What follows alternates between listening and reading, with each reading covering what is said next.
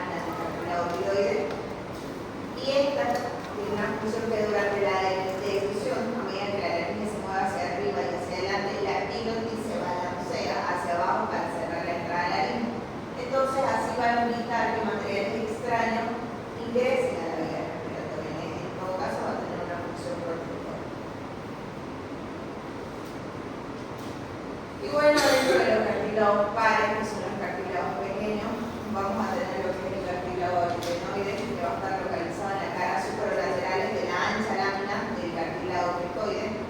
Cada cartílago va a tener un ápice superior, un proceso vocal y un gran proceso muscular.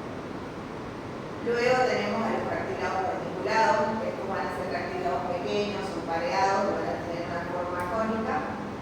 Y los cartílagos cuneiformes, estos se van a encontrar por encima y por delante de los cartílagos particulados, como habíamos dicho anteriormente. Estos tienen la particularidad que no se van a unir directamente al uno a otro, sino que van a estar suspendidos por dentro y hacia afuera y van a localizar lo que es la membrana fibroelástica de la membrana aritenoide. Ahora, para seguir un poquito de las generalidades de lo que es la laringe. La laringe va a tener varias funciones. Una de sus principales funciones es la función esfinteriana y de defensa, una función protectora.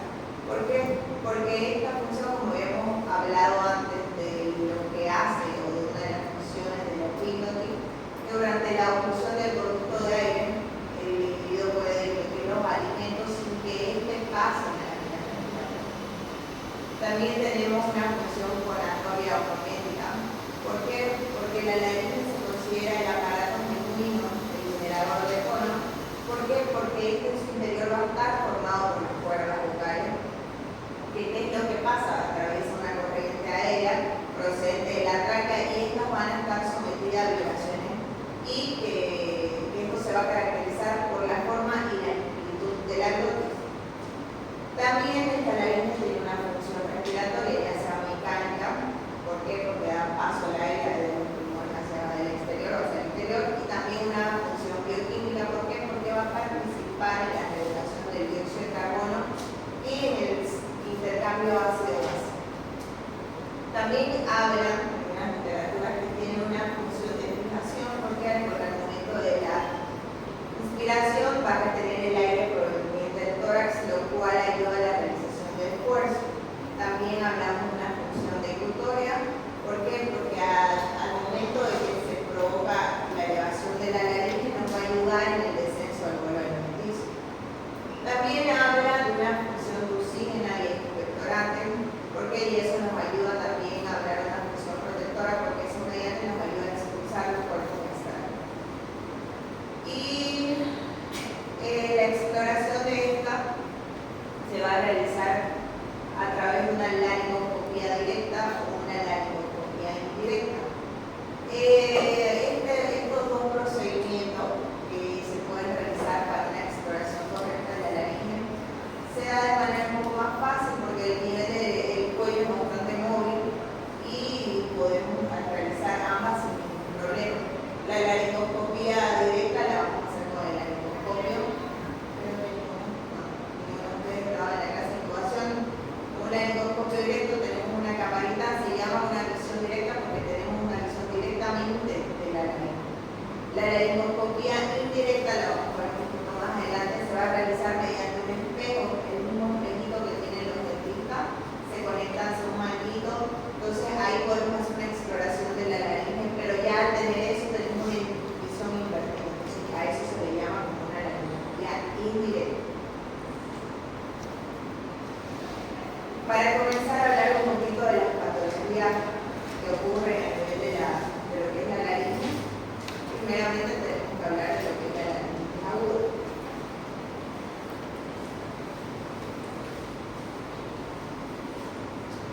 ¿Cuál es la etiología de la laringitis aguda? Generalmente va a ser una etiología viral. Estamos hablando que un 90% es de origen viral y solo un 10% va a ser de origen bacteriano. Dentro de la etiología del origen viral tenemos a lo que es el virus de la parainfluenza y la influenza. ¿Qué síntomas podemos encontrar en esta laringitis aguda? Los pacientes van a acusar, nos van a referir a nosotros lo que es la difonía, el prurito laringo, la odonofagia.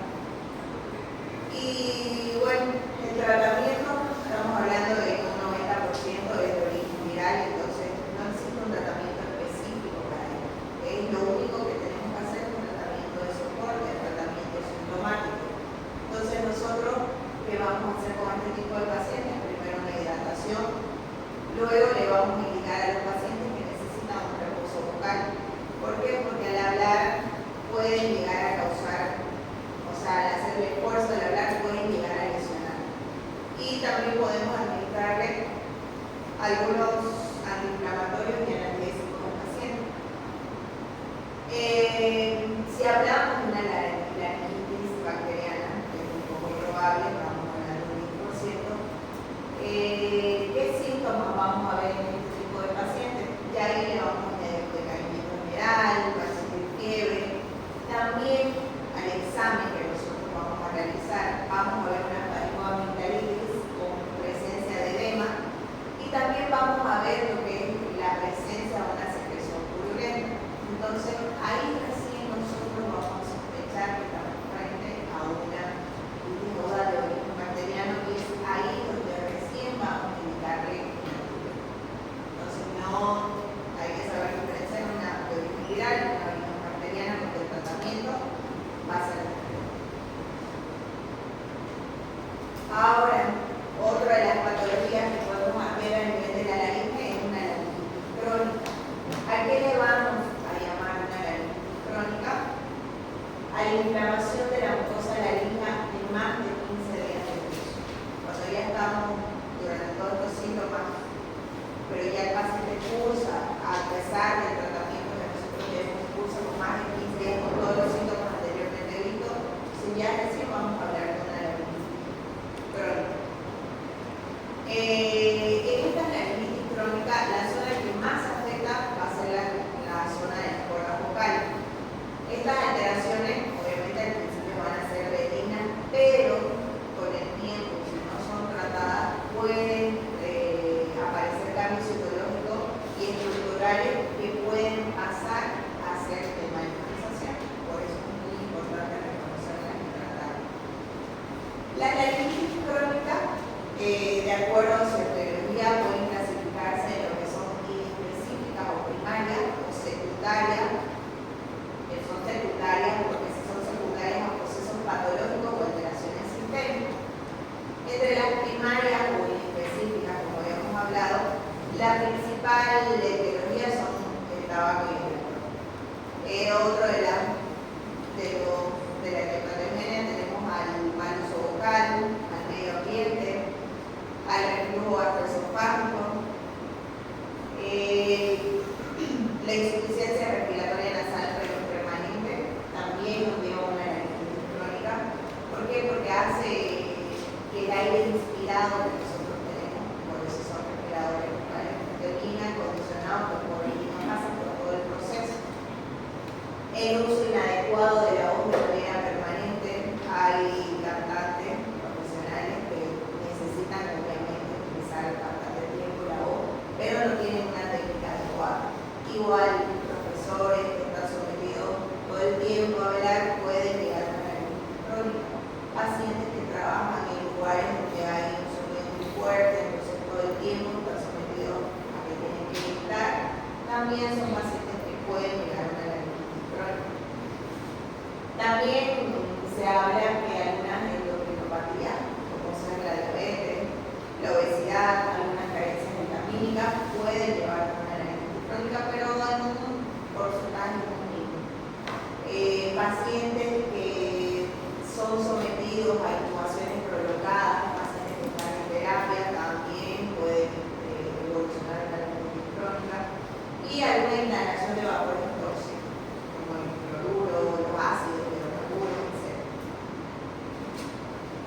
Hace rato hablamos de dos formas clínicas, una primaria o específica, y ya le habíamos hablado cada una de ellas, pero también hay unas que son secundarias, y estas son secundarias a procesos patológicos. Entre sus formas clínicas tenemos a lo que es el edema del Reinke y a los cólicos, que estos dos comparten una misma fisiopatología. ¿Cómo va a comenzar en estas dos? Va a haber un edema debajo de la mucosa de las cuerdas vocales. Estas cuerdas vocales se van a inflamar. Va a existir lo que es una hiperplasia epitelial a nivel de las cuerdas vocales y va a aumentar el espesor y la producción de líquido submucoso a nivel de esta.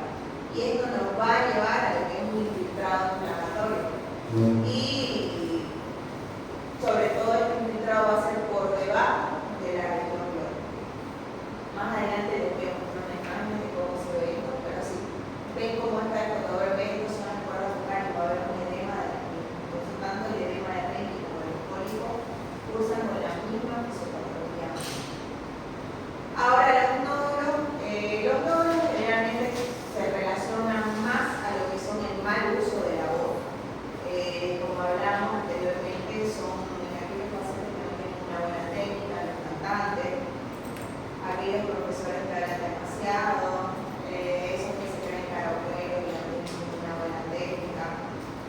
también pueden llegar a tener la presencia de nódulos a nivel de la flora bucal.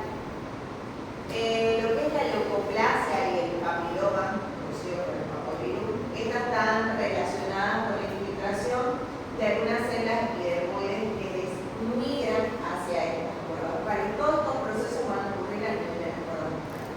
Entonces, como tienen un tejido cilíndrico estratificado, entonces es más fácil la estimación de células epidermoides, si estas sí pueden producir células malignas. Entonces, nosotros al hacer tanto una revisión de una laringoscopía directa o indirecta podemos ver cualquiera de estos tipos de formas clínicas. Y es muy importante reconocerlas a tiempo. Aquí, por ejemplo, tenemos lo que es una laringoscopía directa. Este tipo de examen o de valoración se puede realizar en consultorio. No necesita ninguna sedación, no necesita algo especial. Solo que tenga un laringoscopio podemos hacer una revisión del mismo. En este tipo de imagen podemos ver lo que es una lesión nodular inflamatoria, lo que es la cuerda bucal derecha. Bueno, pero en la cuerda bucal derecha lo que estamos en una cirugía, ahí tenemos una lesión nodular que también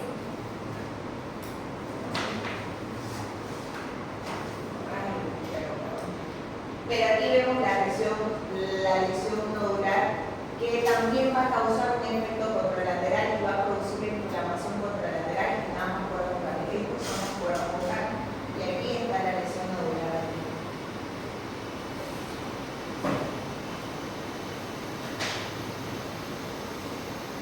Aquí vemos lo que es el edema de Menge, lo que les había mencionado anteriormente. Ven que no se puede visualizar las cuerdas bucales, están totalmente inflamadas. Parecen dos bolsas globosas que va a provocar un edema de ambas y va a haber un vitrán inflamatorio y un edema submucoso de las cuerdas bucales. Lo mismo va a pasar la misma fisiopatología que hablábamos anteriormente.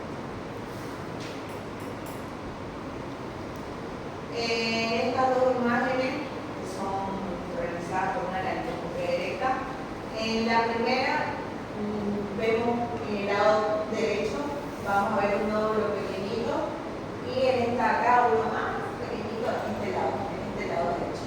Son cosas que podemos observar al momento de realizar la laringoscopia y es muy importante nosotros evidenciar. Aquí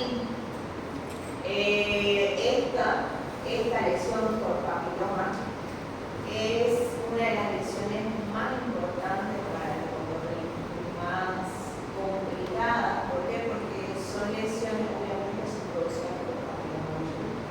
Son personas que tienen un antecedente de sexo oral, entonces se llegan a contaminar y va a provocar estas lesiones a nivel de las cuerdas bucales. Esto es muy peligroso porque estas verrugas, como la pueden ver, al inicio pueden ser benignas, pero todas al inicio. Entonces es muy importante que si nosotros, porque son pacientes que al inicio no tienen sintomatología, luego van a empezar con linfagia. Entonces yo sé que algunos no van a tener en su hospital o en su consultorio un laringo, pero si es que lo llegaran a tener y ven este tipo de lesiones, tienen que hacer su referencia y tienen que derivarlo al otorrino para que sea estudiado y sea el tratamiento lo más oportuno posible. Aquí vemos que comienza con una leucoplasia, una lesión, y luego ya se extiende hacia toda la cuerda bucal. Más allá vamos a ver qué tipo de tratamiento vamos a hacer en este tipo de pacientes.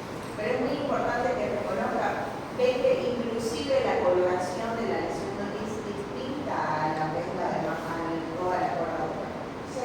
Sí es fácil reconocerla, pero no es fácil que nosotros tomemos la laringoscopia como consultorio.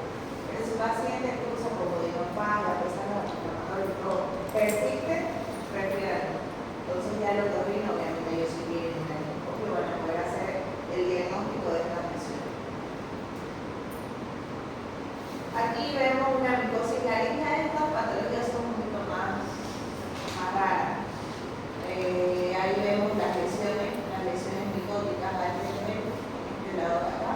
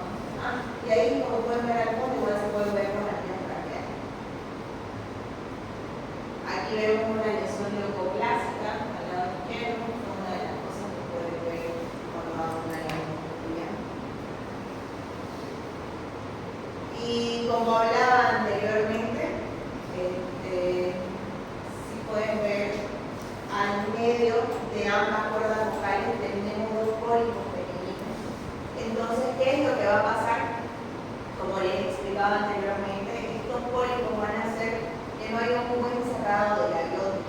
Entonces, estos pacientes, al emitir la voz, no van a hacerlo de manera adecuada, porque la voz va a salir de manera soplosa, de manera difónica. ¿Por qué? Porque va a haber ese espacio, entonces no hay un cierre hermético de la glotis. Entonces, a esto lo que se lo va a llamar un espacio glótico en reloj de arena. ¿Por qué? Porque no hay un cerrado.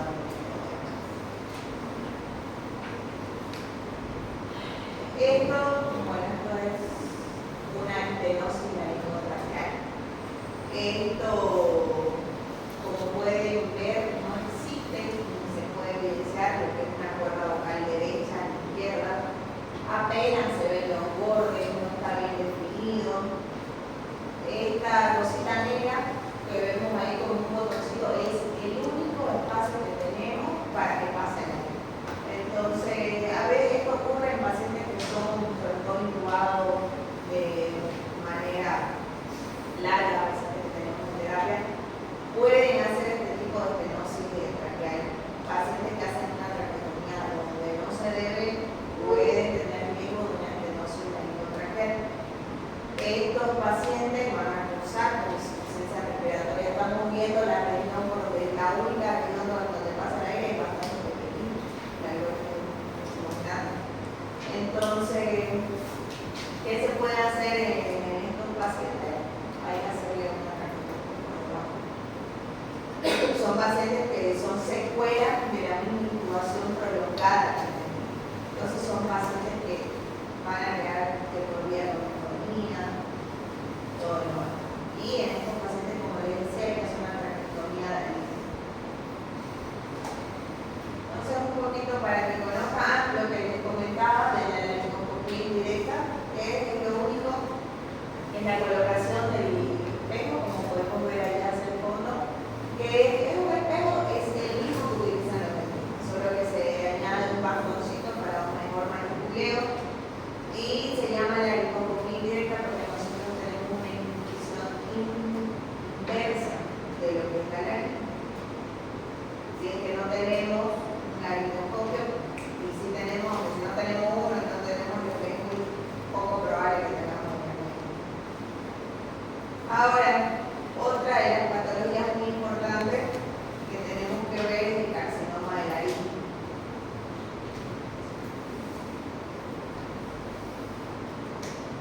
El carcinoma de laringe es una enfermedad que va a afectar a la laringe y con frecuencia la mayoría van a dar metástasis a las regiones ganglionares del cuello. El carcinoma se puede clasificar de acuerdo al lugar de la afección, ya puede ser un cáncer supraglótico, un glótico o un subglótico. Y de acuerdo al lugar donde está afectado, el paciente va a tener una sintomatología diferente. Van a tener síntomas precoces y van a tener síntomas tardíos. Entonces, ya conociendo estos síntomas, nosotros podemos llegar a hacer un diagnóstico. ¿Qué lo origina o cuál es su etiopatogenia? Ustedes saben que el cáncer de la laringe está ligado muy íntimamente con lo que es el hábito tabáquico y con la cantidad de tabaco consumido. Estos carcinógenos que son desprendidos del tabaco van a dar origen a alteraciones genéticas en las células expuestas a absorción. También tenemos que tener en cuenta que debe haber un antecedente genético. Otras que nos pueden dar, como ya había hablado anteriormente, es el virus del papiloma. Este virus puede convertirse la mayoría en un carcinoma de laringe. Entonces, como había hablado anteriormente, de acuerdo a la región que afecta o de acuerdo a la región en la cual se encuentre, nosotros vamos a tener síntomas precoces y vamos a tener síntomas tardíos.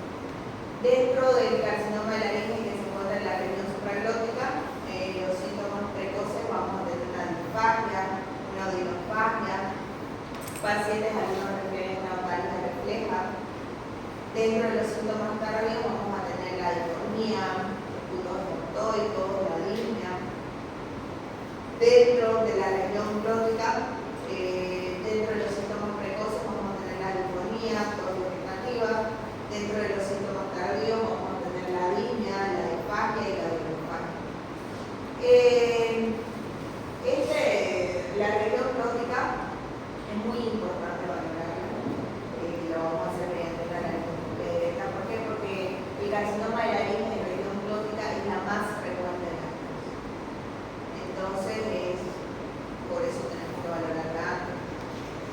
Si tenemos pacientes que impulsan como ronca, dicen doctora, bueno, si uno va a un concierto, va y grita y va y todo es normal, pues no tengo una ronca. Pero no es normal que un paciente refiera que tiene una duración de mayor de 2 semanas. Entonces ya no lo podemos normalizar. Tenemos que sí o sí realizar la laringoscopia o derivarlo a un especialista y hay que investigar la etiología de la condición.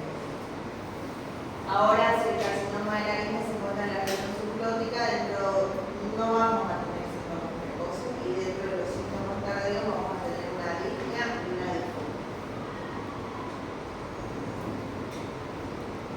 ¿Cómo vamos a hacer el diagnóstico de este carcinoma? Obviamente una laringoscopia directa o indirecta y sobre todo realizar una biopsia. Como decíamos, nosotros tenemos pacientes, ya vimos los síntomas anteriormente. Si no tenemos en nuestro consultorio la manera de hacer una laringoscopia o que ahora vamos a hacer una biopsia, retiramos a los pacientes.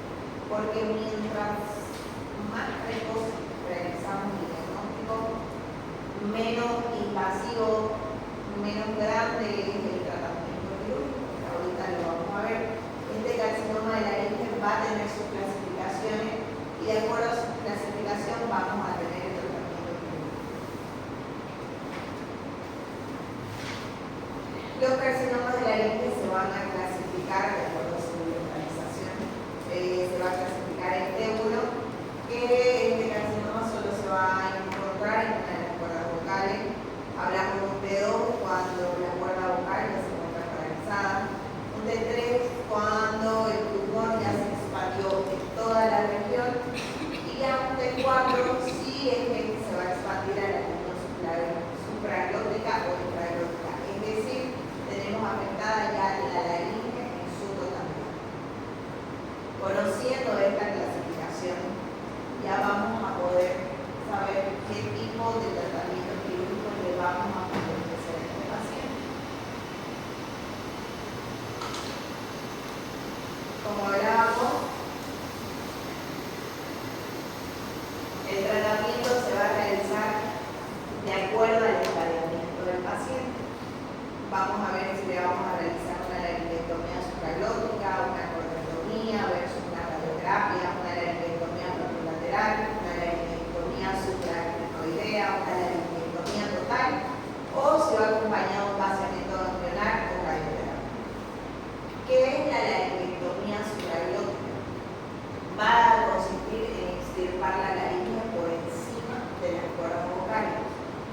La correctomía es la extirpación de las cuerdas vocales. Va a haber una correctomía parcial si solo hacemos la extirpación de una parte o una correctomía total cuando hacemos la extirpación total de las cuerdas vocales. Una laringectomía frontolateral es un procedimiento que permite la remoción de las cuerdas vocales, la comisura anterior, un tercio de la cuerda vocal contralateral y la quilla del cartílago, es decir, es un poco más extensa este tipo de cirugía. La laringectomía supraglenoidea es la resección supraglótica por vía cervical. Esta va a ser una resección en monobloque del cartílago tiroides y va a estar ampliada una linenoides y aletivo. ¿Sí? Un poco más vacío. Aquí bueno, la laringectomía total, como dice su nombre, es la extirpación completa de la laringe. Vemos que los pacientes van a ir a una traqueotomía definitiva, tenemos una extirpación de la misma, entonces se le tiene que realizar una traqueotomía definitiva, vamos a derivar un estoma en la región anterior del cuello. Entonces, como hablamos, el tratamiento va a depender del estadiamiento del tumor. El tumor inicial, si es un carcinoma in situ, por así decirlo, en una sola cuerda vocal, solo vamos a hacer la resección del mismo, vamos a mandar pacientes a radioterapia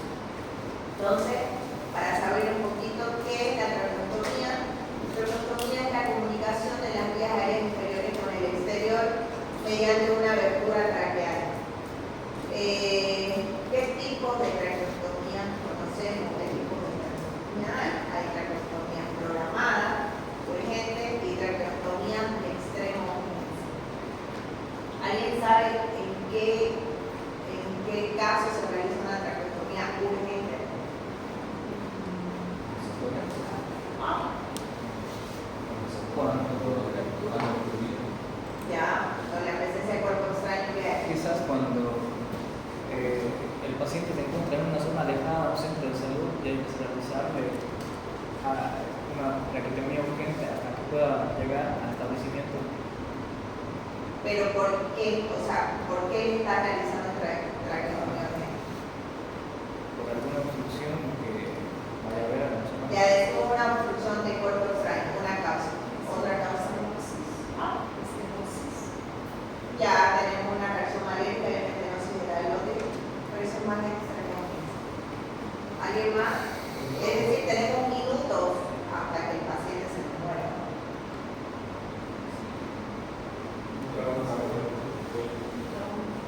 En caso de que haya fracturas en la cara, les voy a guiar pacientes, como vemos, motos, tienen múltiples fracturas, está comprometida la vía aérea con una traqueotomía, como decía su compañera, un edema de la glotis, paciente de reacción alérgica, no sabía, comió adicto, lo que sea, tenemos minutos, traqueotomía urgente. ¿Alguien sabe en qué caso hacer una traqueotomía programada? Programada, es decir, en un quirófano, paciente, tengo todo el tiempo de hacerlo con la mejor técnica. Ya, perfecto. Otra.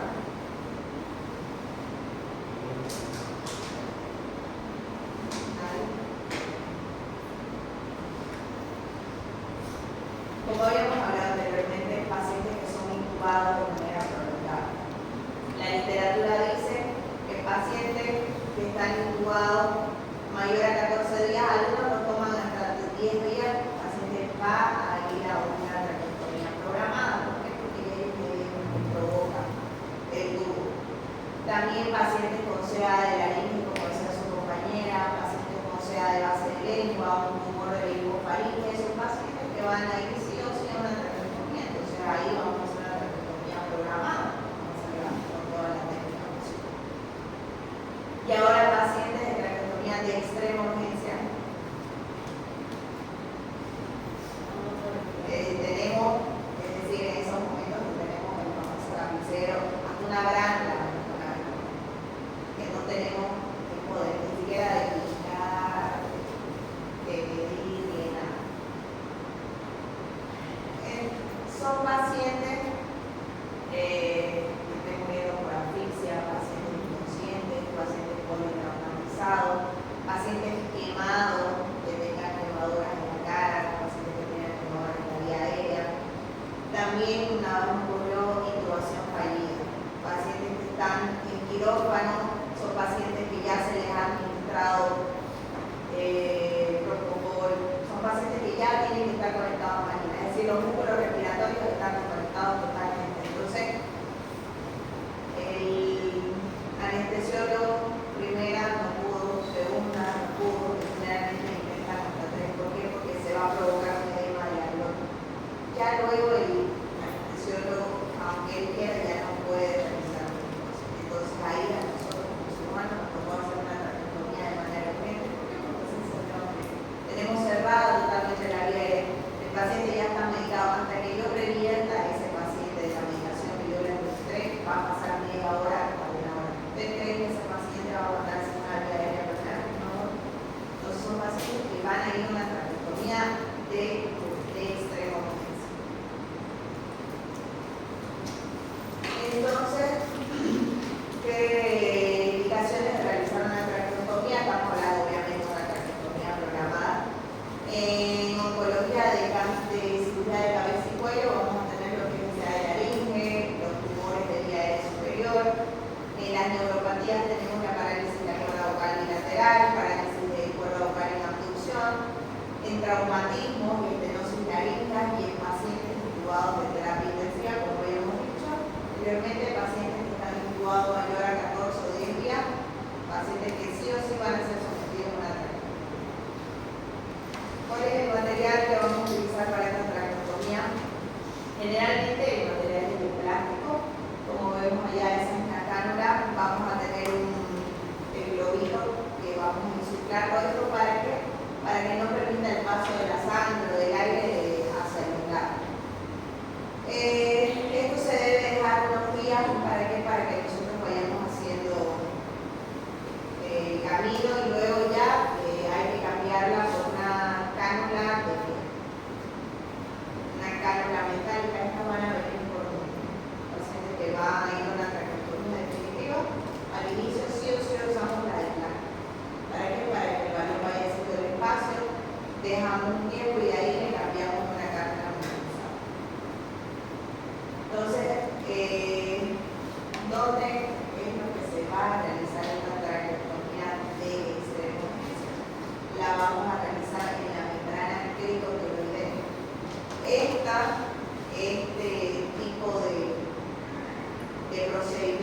como hablábamos hace rato, no tenemos segundos, tenemos minutos. Entonces, ¿cuál es la región más fácil para hacer la membrana epitelial? ¿Por qué? Porque es la región más blanda, por así decirlo.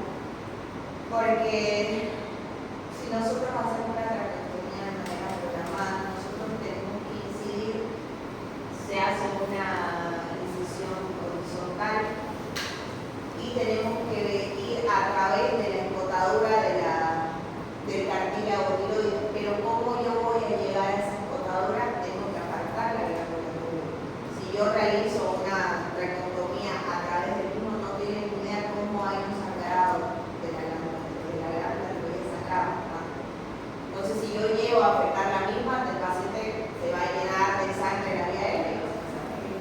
Entonces, nosotros tenemos que hacerla sí o sí en esta membrana cricotiroidea. ¿Cómo es la manera más fácil de hacer? La manera, bueno, algunos libros lo hablan, la región más pronunciada, lo que tenemos la manzana de Adán, los dedos por debajo, y ahí realizamos.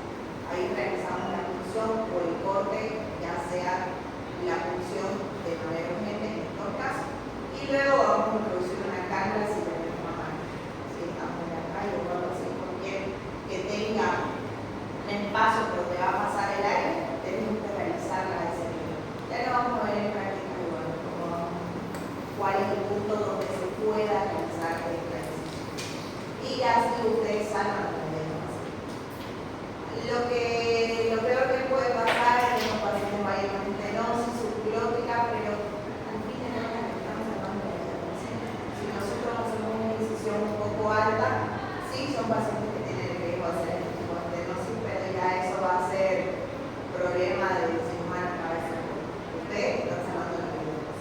Por eso les digo, es muy importante que ustedes sepan la región donde se debe hacer para no ser perjudicial. Por eso no tiene que hacer algo, ¿por qué? Porque ya sabemos que tenemos ahí la manzana de Adán que tiene los hombres, donde va a incidir en la escotadura de la vena. Entonces tenemos el cartílago tiroides, ahí sabemos que está la glándula tiroides, no lo voy a hacer ahí, lo voy a hacer por todo debajo de la zona más prominente que tengo, ahí se va a encontrar la membrana cricotiroidea.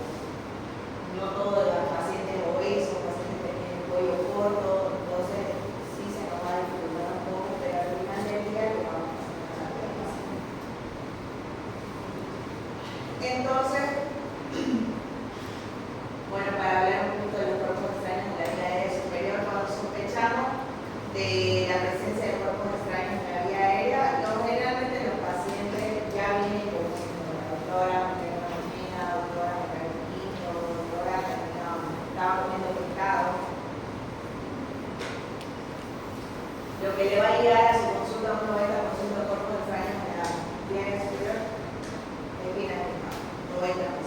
Ya lo demás es cada historia que va a llegar a los pacientes. ¿Y qué método de diagnóstico puedo hacer? Una nasofaringolaringoscopía, una fibra óptica flexible, como vemos en la imagen, que se puede introducir hasta llegar a la laringe. Podemos hacer una laringoscopía directa. Cuando estos cuerpos se encuentran un poco más superiores, es posible sacarlos con una pinza, laringoscopía indirecta, con lo que es el espejito, una endoscopía digestiva alta, que tenemos un instrumento flexible que entra hasta la laringe. Con cualquiera de estos métodos vamos a poder ver lo que es el cuerpo extraño en la vía aérea. ¿Qué cuerpos extraños puede ser? Como les hablaba, la espina de pescado del 90%, puede haber restos de hueso tirado, anillos, llaves, monedas. Si a la emergencia le llega a un paciente que les habla, se pone la espina y ese está muy incrustado en el esfínter esofágico, ustedes no lo retiran en emergencia. No van a poder y van a causar más lesión que el beneficio del paciente. Son pacientes que sí o sí los tienen que hacer. Tenemos que hacer una relajación del mismo para poder extraer el cuerpo extraño. ¿Por qué? Porque nosotros podemos producir un reflejo vagal y así una estenosis, que son mucho más peligrosos. Entonces, si es fácil y al movimiento lo pueden sacar, perfecto. Si está muy incrustado, de hecho lo vamos a ver en espina, no lo saquen en emergencia. ¿Por qué? Porque podemos hacer una estenosis glótica y el paciente se compone. Y eso.